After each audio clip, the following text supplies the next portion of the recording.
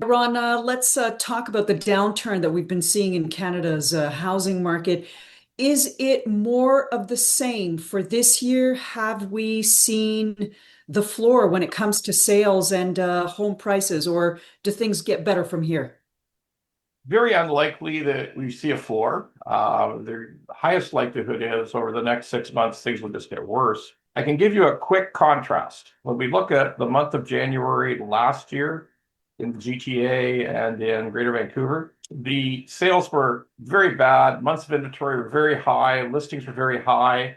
And we proceeded to have a really bad year in 2025 in terms of price reduction and even to a certain extent in terms of sales were very low. So all of those indicators that I just referenced from last January are actually worse this January. They're worse by an appreciable percentage. So all early signs are for another terrible year in prices in general, prices down. I guess that's a good thing for new home buyers, but prices down, certainly in the first 6 months, no sign of a spring recovery in BC or in Ontario.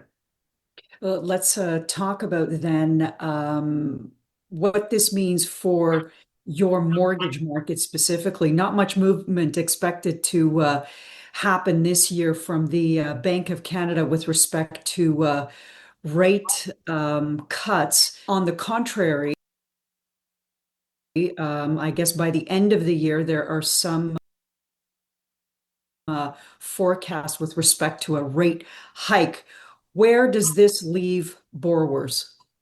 Well, there is a possibility of a rate hike, but only at the very end of the year. And we all have to realize that if the Canadian economy noticeably worsens, if there is a complete failure in the CUSMA negotiations, it's still a possibility of rate reductions because a horrible economy is what the Bank of Canada is there to try to help with lower interest rates.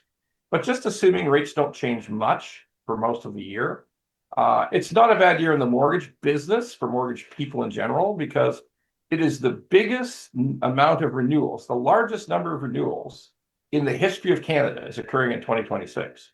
So that part of the business, the real estate business, which is the mortgage side, should have a pretty good year.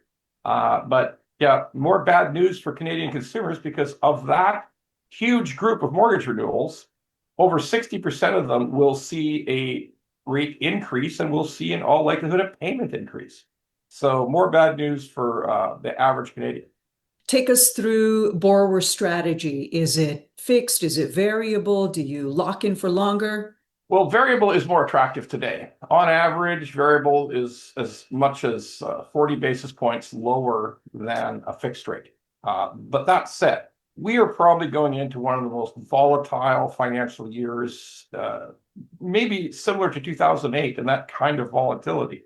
So right now, we're recommending 5-year fixed. There is still 5-year fixed rates at 3.99, which is certainly a reasonable rate, not the very lowest rate, like a variable might be 3.75, 3.65, 3.50.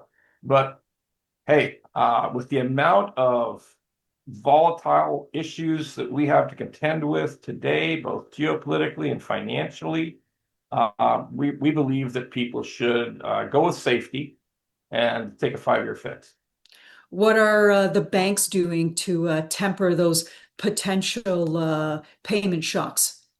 Look, if you are a good customer of the bank and you have solid financial wherewithal, the banks will allow you to re-amortize your mortgage. So if you're, say, down to a 20-year amortization, most banks will allow you to go to a 30-year amortization, and that will reduce your payment. I think that is an option for the majority of people who are renewing. So I think there's ways to manage that payment shock today.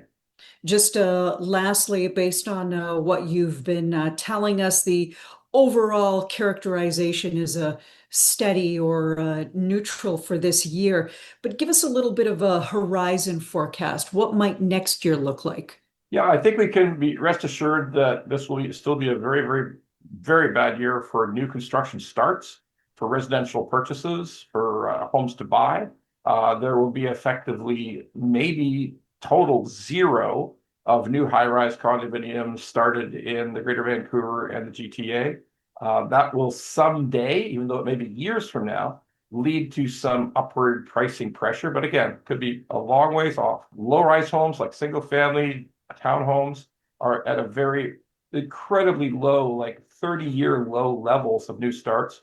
That may eventually create some pricing pressure upwards later, like 2-3 years from now. But overall, the thought for this year is a continuation of last year, with Southern Ontario, Southern Alberta also declining in values. We're starting to see some price erosion in the Calgary area. Quebec, which had a great year last year, may also see a relative stagnation in prices. So overall, don't count on any price recovery in most parts of Canada this year.